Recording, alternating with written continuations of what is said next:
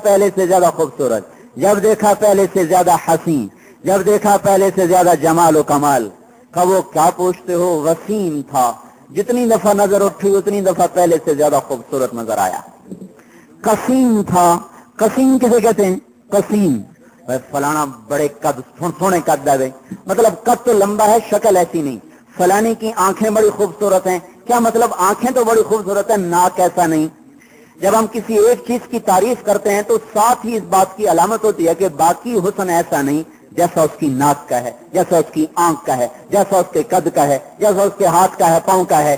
قسیم کسے کہتے ہیں؟ قسیم، قسیم جو جس طرف سے دیکھو حسن کا شاہکار نظر آئے۔ تو یہ دنیا میں ایک ہی آیا، وسیم قسیم، وسیم قسیم، یہ دنیا میں ایک ہی آیا۔ جدھر سے دیکھو حسن میں شاہکار، جدھر سے دیکھو حسن میں باکمال، اور جتنی دفعہ دیکھو اتنی دفعہ حسن بڑھتا جائے، بڑھتا جائے، بڑھتا جائے، اتنی دفعہ وہ کمال کی طرف چڑھتا چلا جائے۔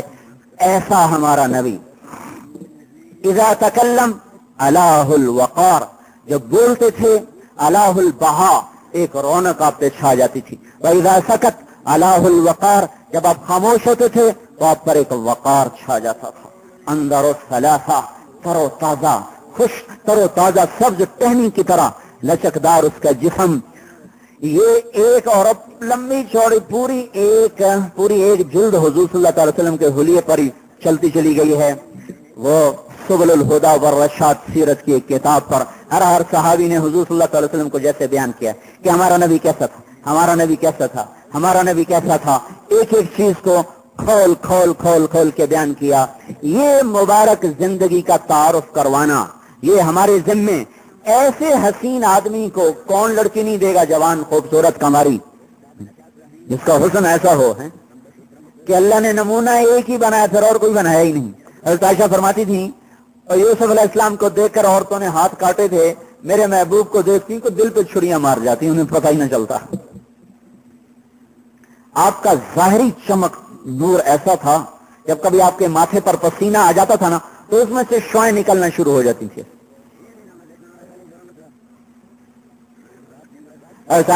چرخہ کاٹ رہی، چرخہ آگے حضور بیٹھے ہوئے تھے گرمی، اور آپ اپنا کوئی جوتا ٹھیک کر رہے تھے یا کپڑا ٹھیک کر رہے تھے، تو پسینے سے قطرے ماتھے پر آ گئے، وہ چمکنے لگے، تو عائشہ نے چرخہ چھوڑ دیا، آپ کو ایسے دیکھنا شروع کر دیا۔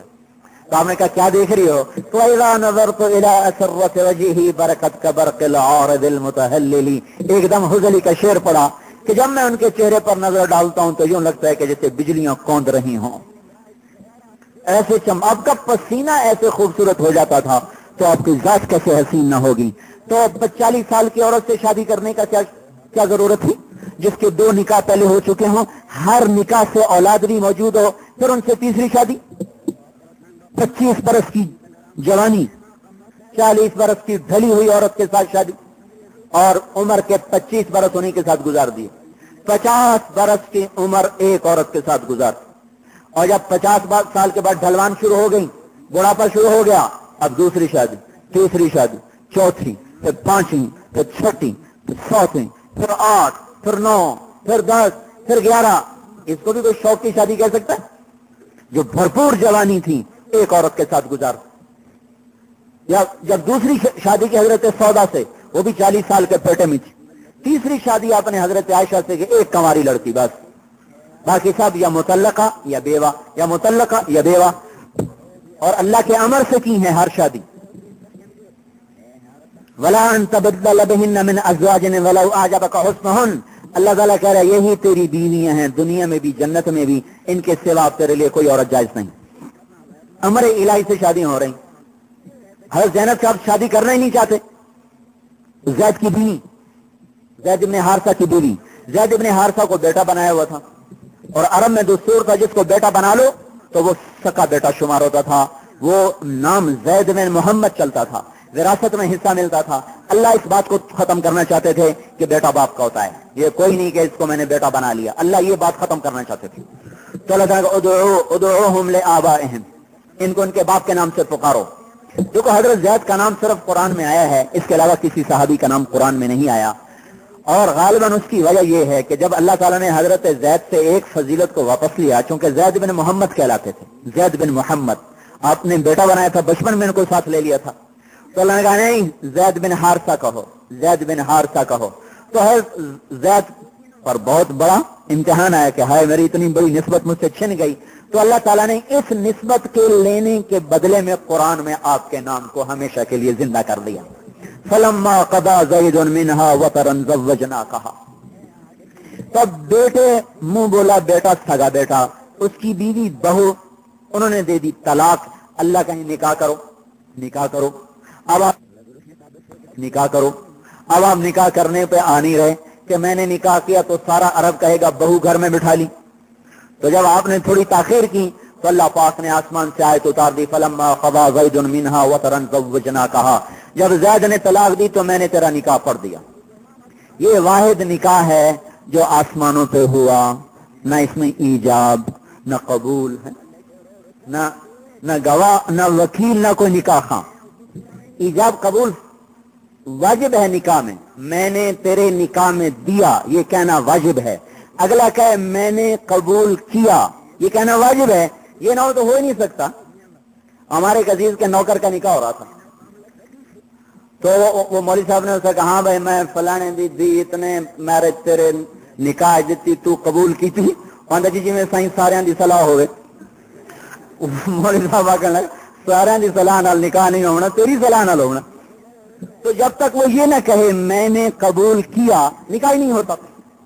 तो ये एक वो निकाह है जिसका ना कोई निकाह खां है, जिसका ना ईजाब है, न कबूल है, न गवाह है, न महर है। आसमान से अल्लाह ने कहा मैंने तेरा निकाह ज़ैनब से कर दिया। तो आप मुस्कुराए, कहा कौन जाके ज़ैनब को खुशखबरी देगा कि अल्लाह ने उसको मेरी बीवी बना दिया।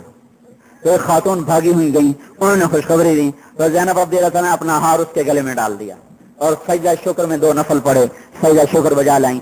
और ये 5 हिजरी का वाक़या है। इस वलीमे पर हज़रत ज़ैनब ने कहा या रसूल अल्लाह ये वलीमा मैं खुद करूंगी, मैं अपने पैसे से करूंगी। तो ये वलीमा बड़ा पुरतकल्लुफ हुआ, यानी एक गाय ज़बा की गई और एक रिवायत में बकरी ज़बा की गई, एक रिवायत में गाय ज़बा की गई।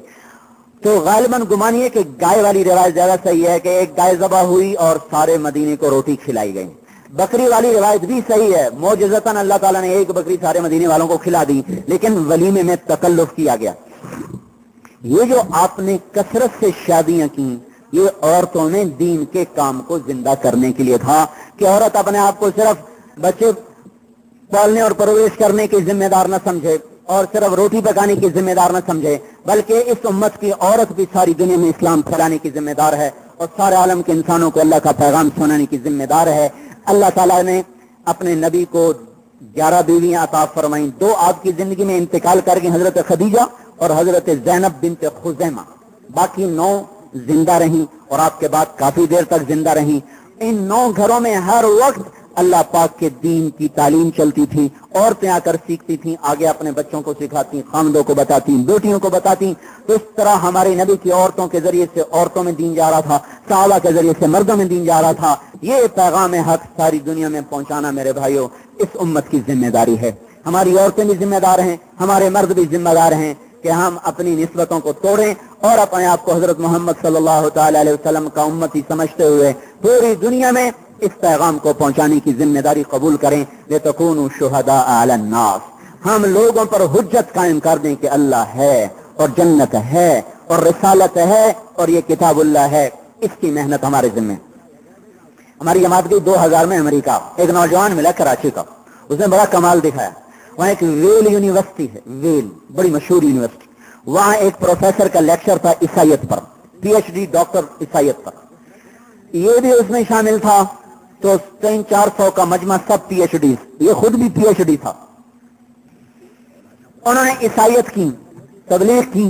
फिर कहा भी कोई सवाल, तो ये खड़ा हुआ का मेरा एक सवाल क्या का 3 खुदाओं को आप साबित करें अकली तौर पर। तो 3 है, इसकी कोई अकली दलील है ही कोई, लगा इसमें वो चक्कर खा जाते हैं। वो कहता बस इसको कड़वा घोंड समझ के पी लो कि 3 हैं, दलील है नहीं, वो कैसे। तो जब वो दाएं बाएं होने लगा तो उन्होंने कहा मैं दलील देता हूं कि अल्लाह एक है 3 नहीं। उन्होंने कहा तुम्हारे पास क्या दलील है? कहा ये हमारी किताब दलील है, हमारा कुरान दलील है। कहा ये कैसे साबित हो कि ये कुरान अल्लाह की किताब है। कहा इसकी मेरे पास दलील है। ये तुम्हारे पास कंप्यूटर है, सुपर कंप्यूटर उसको कहते हैं, वो 1 मिनट में 1 अरब जावियों से चीज को देख लेता है, 1 अरब जावियों से। कहा इसको, इस कंप्यूटर को कुरान में डालो और अपनी इंजील को भी डालो, अपनी बाइबल को भी डालो। ये सारा कुरान 19 के हिंदसे के साथ साथ चलता है। जैसे बिस्मिल्लाहिर्रहमानिर्रहीम के 19 हर्फ हैं, 19 कुरान की सूरतें 119 हैं, 119 उसके हर्फ हैं। इस तरह हर सूरत, हर आयत, हर मजमून 19 के हिंदसे के साथ साथ चलता है। तुम इसे परखो, कहीं 19 का हिंदसा लूज हो जाए तो ये अल्लाह की किताब नहीं। और तुम बाइबल को भी डालो, ये हर जगह टूट जाएगी, हर जगह टूट जाएगी। इससे पता चलेगा तुम्हारी किताब बदल चुकी है, मेरी किताब नहीं बदली। उन्होंने कहा अच्छा हमें 1 हफ्ते की मोहलत दो। 1 हफ्ते की मोहलत दे दी।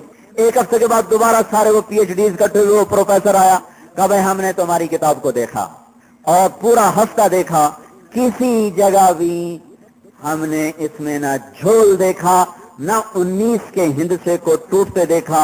तो ये बात हक और सच है कि एक हिंदसे पर इतनी बड़ी किताब को घुमाना इंसानी ताकत की ये बात नहीं, वाकयातन ये अल्लाह ही का ये शाहकार है। और इस पर 70 आदमी मुसलमान हुए, बशमूल वो PhD प्रोफेसर जो ईसाईयत की दावत देने आया था, उसके साथ 70 PhD मुसलमान हुए। हमारा एक नौजवान भी अगर हिम्मत कर ले तो यूं इस्लाम का जरिया बन सकता। हमने कभी सोचा ही नहीं कि हमने दुनिया में इस्लाम फैलाना। नाज़म बनने के शौक चढ़े हुए, होटल बनाने के शौक चढ़े हुए, होटल घर घर होटल बन गए। बस कमाइयों के शौक हैं, जिम्मेदारों को अपने शौक, ताजरों को अपने शौक, जवानों को अपने शौक, मर्दों को अपने शौक, औरतों को अपने शौक, और भाई को ये शौक भी बनाए कि या अल्लाह मैंने तेरे ईमान को, तेरे इस्लाम को दुनिया में जिंदा करना। तो ये मेहनत सांझी है, मर्दों की भी औरतों की भी। इसको लेकर सारी दुनिया में फिरना ये इस वक्त की सबसे बड़ी निदा और सदा है, और सबसे बड़ी जरूरत है भाइयों। एक आदमी का कलमा पढ़ लेना 7 जमीन की बादशाही से बड़ी चीज। जबला बिन अहम अरब सरदार था, मुर्तद हो गया, मुसलमान हुआ, फिर मुर्तद हो गया, फिर रोम चला गया। वहां इस्तांबुल में रोम के बादशाह ने उसका बड़ा एजाज किया। हज़रत उमर ने एक वफद भेजा, वो वफद उससे मिलने गया। उन्होंने उसको इस्लाम की दावत दी। वो कहने लगा मैं मुसलमान कैसे हो सकता हूं, मैंने तो बहुत बड़ी गलती की।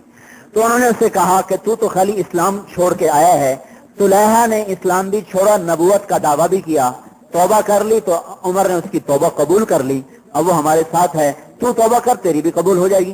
कहने का ठीक है मैं तौबा करता हूँ, मुसलमान होता हूँ, पर मेरी 2 शर्तें हैं। पहली शर्त यह है कि उमर अपनी बेटी मेरे निकाह में दे, दूसरी शर्त यह है कि अपने बाद खिलाफत मुझे लिख के दे दे।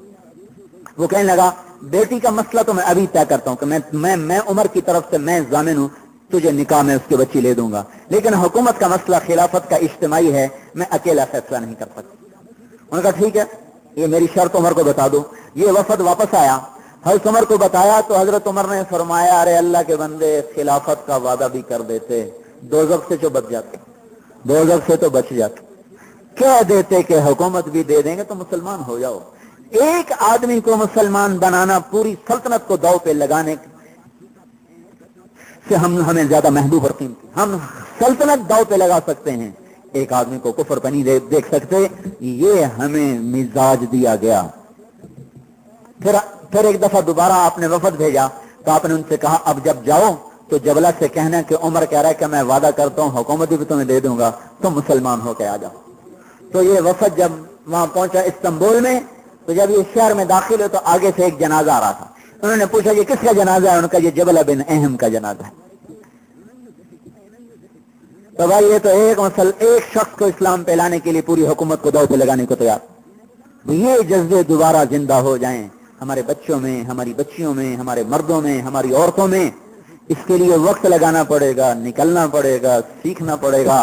आपके पास सारा पाकिस्तान आता है, अगर आप मरी वाले तबलीग का काम अपना काम बना लें तो जो लोग यहाँ गुनाह करने आते हैं वो भी तौबा करके वापस, बल्कि आप अपनी कमाई ये समझो कि जो भी आएगा उससे तौबा करवानी। क्योंकि अक्सर आने वाला मजमा गफलत का है, अक्सर आने वाले लोग गाफिल हैं। 5 उंगलियां बराबर नहीं है, लेकिन अक्सरियत ऐसों की आती है जो यहाँ वक्त जाय करने आते हैं, गुनाह करने आते हैं। आप सिर्फ होटल का फिक्र न करो।